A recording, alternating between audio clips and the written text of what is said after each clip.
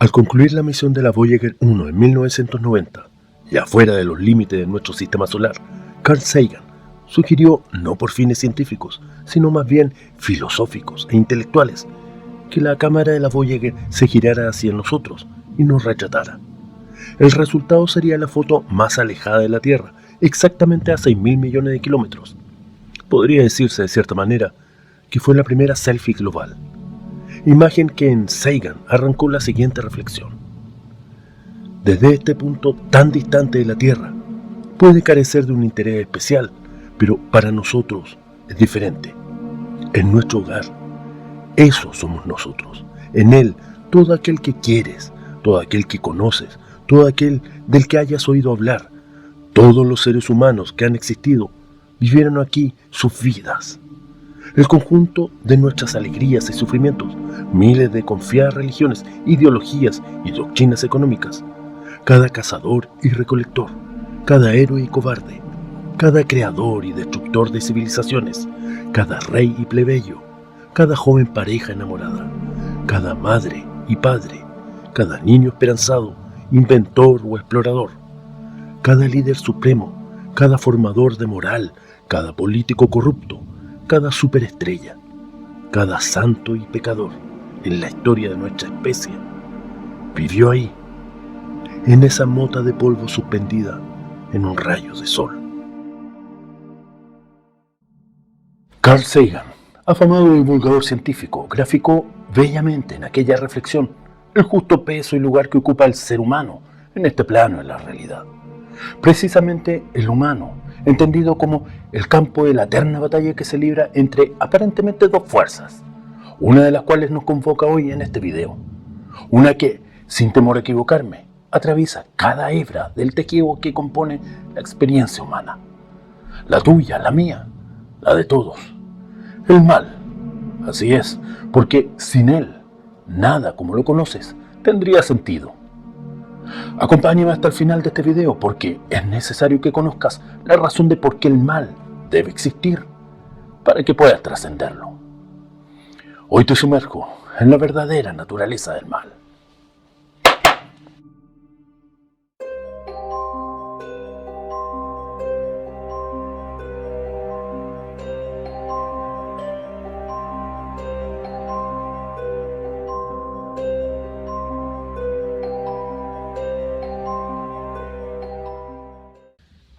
La eterna gran pregunta de si existe o no el mal ya es una formulación de por sí errada, ya que sobre la premisa de que es un hecho cierto su existencia, en que todos en un mayor o menor grado lo atestiguamos casi a diario, las verdaderas preguntas por hacerse son ¿por qué y para qué? Y antes de entrar de lleno al fondo del concepto del mal, creo que no está de más separar de una vez y a perpetuidad, al menos para quienes vean este video, y claro, siempre que estén realmente de acuerdo conmigo, el concepto de mal de los actos de la naturaleza, o lo que se conoce como la falacia naturalista de David Hume, es decir, la pretensión de fundar la moralidad en la naturaleza, toda vez que, en honor a dicha falacia, cada tanto se sigue planteando como posibilidad que, por ejemplo, un león en plena sabana africana incurra en un acto valóricamente malo por cazar a un antílope, para alimentarse simplemente. Pero no, el concepto de bien y mal son exclusivamente aplicables al humano, toda vez que solo el humano puede cazar a un animal no solo para alimentarse, sino a veces por una desviación del sentido del placer de matar, u otras incluso a personas por una simple banalidad del mal.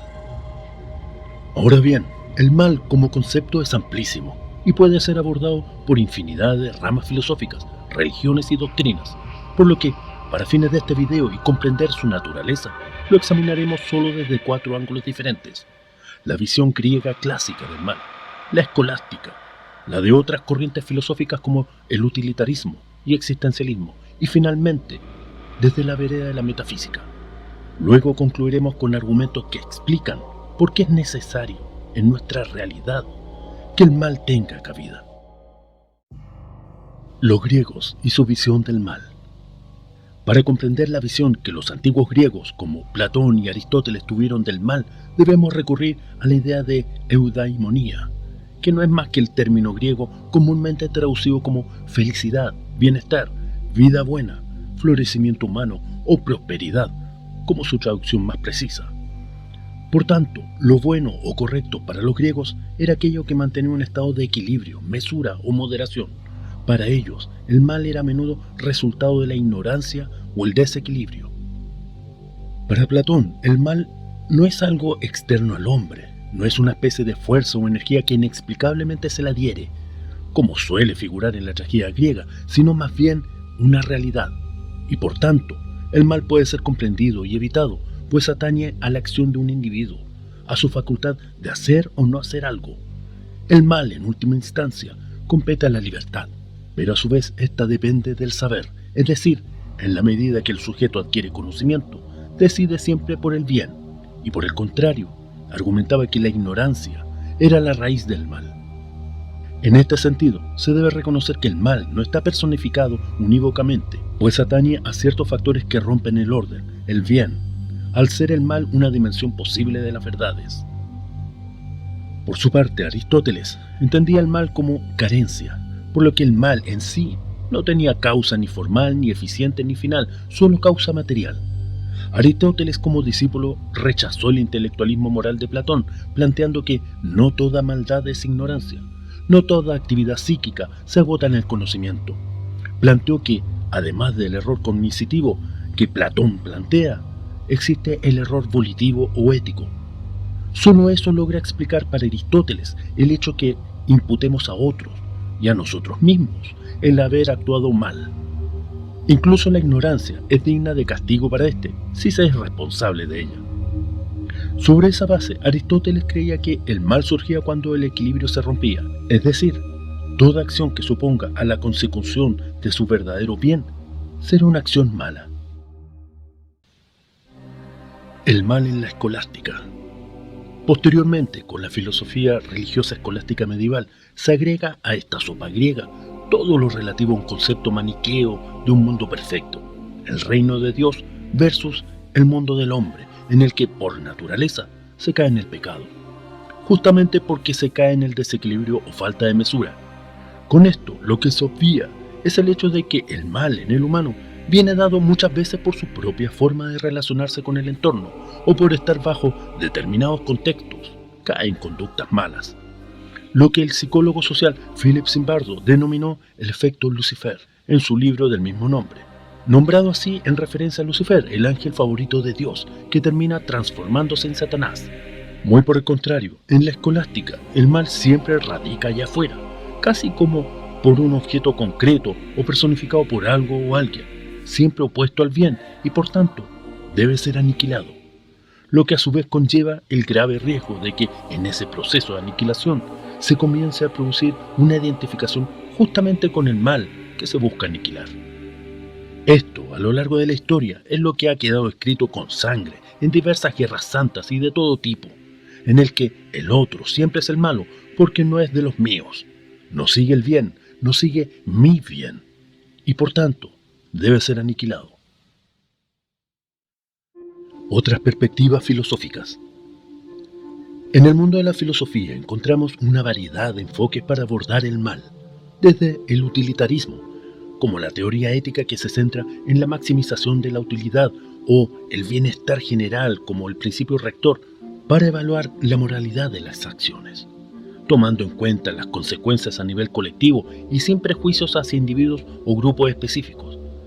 La idea del mal se aborda desde la perspectiva de las consecuencias de las acciones, en que una acción se considera mala si produce más sufrimiento, disminuye la utilidad o genera la reducción del bienestar general en comparación con otras acciones alternativas. Mientras que el existencialismo, como corriente filosófica y literaria del siglo XIX, centra su análisis en la condición humana, en la responsabilidad individual, la libertad y el significado de la vida, al punto que postulan que la existencia humana precede a la esencia. El existencialismo busca superar categorías abstractas, ya sean racionales, morales o religiosas. Defiende el valor de la persona humana y trata de alcanzar su potencial. La idea del mal en el existencialismo varía según las perspectivas de diferentes filósofos existencialistas, como Jean-Paul Sartre o Simone de Beauvoir. Sin embargo, se pueden identificar algunos temas comunes en relación con el mal en el existencialismo, como lo son la responsabilidad individual, la falta de sentido, la libertad y la angustia, la alienación y la autenticidad. Desde la responsabilidad individual, el mal se ve como una consecuencia de las elecciones y acciones individuales. Los existencialistas creen que las personas son responsables de sus actos y que deben afrontar las consecuencias de sus decisiones, incluso si esas decisiones llevan al mal. Desde una falta de sentido, el mal puede surgir cuando las personas se sienten perdidas, alienadas o desorientadas en un mundo aparentemente absurdo o carente de significado. Respecto de la libertad y la angustia, el mal suele estar relacionado con la angustia que surge de la conciencia de que somos libres para tomar decisiones y, al hacerlo, asumir la responsabilidad de esas decisiones. Desde la idea de la alienación y la autenticidad, aquí el mal puede surgir cuando las personas se sienten alienadas de sí mismas, de los demás o del mundo que les rodea. La búsqueda de la autenticidad, es decir, ser fiel a uno mismo y a sus propias elecciones, se considera una respuesta a la alienación y una forma de superar el mal existencial. El mal en la metafísica. El mal metafísico va mucho más allá de la idea del mal propio de un psicópata que sale a matar según la fase lunar del momento. El mal metafísico implica, en esencia, ir en contra del orden creado. Algo así como pretender que el pescado recién atrapado te regale un baile antes de ser cocinado. Algo que, intrínsecamente, es contrario al diseño del cosmos. Ahora bien, en metafísica se suele plantear lo que se conoce como el problema del mal, atribuido al filósofo griego Epicuro, y que dice mucha relación con la dualidad en la que se encuentra atrapada la condición humana. Este problema del mal se formula de dos formas: el problema del mal lógico y el problema del mal evidencial. Mientras la versión lógica del argumento intenta demostrar deductivamente una imposibilidad lógica en la coexistencia entre Dios y el mal, la formulación evidencial sostiene inductivamente que, dado que existe el mal en el mundo, es improbable que exista un Dios omnipotente, omnisciente y perfectamente bueno. Existen dos formas de esquematizar el problema del mal. La primera forma: si una deidad omnipotente, omnisciente y omnibenevolente existe, entonces el mal no existe. Pero, efectivamente, hay maldad en el mundo. Por lo tanto, una deidad omnipotente, omnisciente y omnibenevolente no existe. La otra forma de esquematizarlo es: Dios existe. Dios es omnipotente, omnisciente y omnibenevolente. Un ser omnibenevolente querría evitar todos los males. Un ser omnisciente conoce todas las formas en que el mal puede originarse. Un ser omnipotente tiene el poder de prevenir que el mal se origine.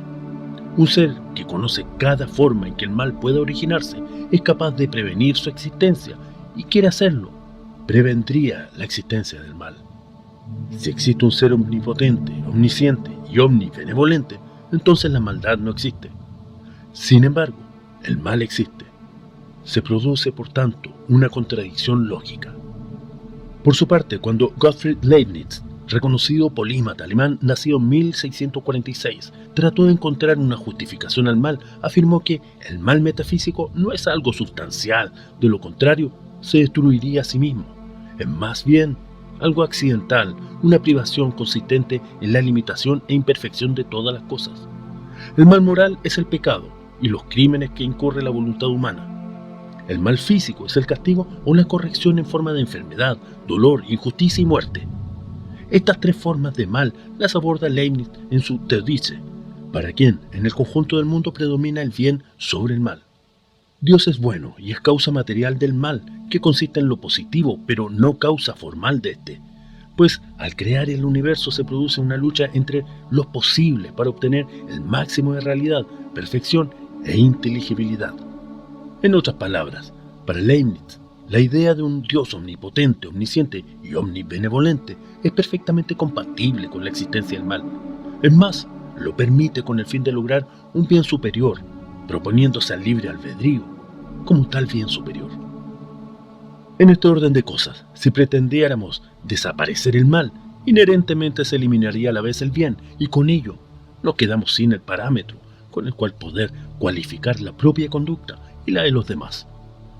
Tal como la muerte le da sentido a la vida, la hace significativa y relevante justamente porque es finita.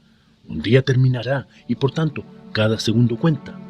La posibilidad de existencia del mal es lo que le da sentido y valor a la elección humana de hacer el bien, pudiendo haber hecho el mal.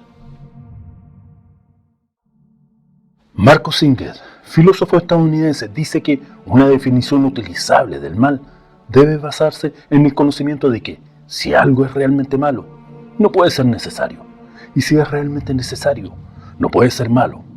Ahora bien, la Academia Nacional de Medicina estadounidense señala que el dolor es esencial para la supervivencia, ya que sin dolor el mundo sería un lugar increíblemente peligroso, entendiendo el dolor como una alerta de que algo está mal.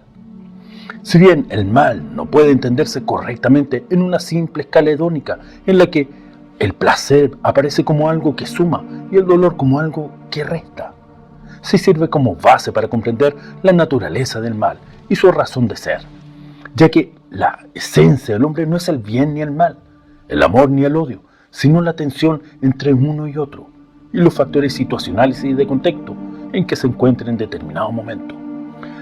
Lo que nos hace precisamente humanos es esa tensión inherente entre el bien y el mal, y nuestra capacidad de elegir.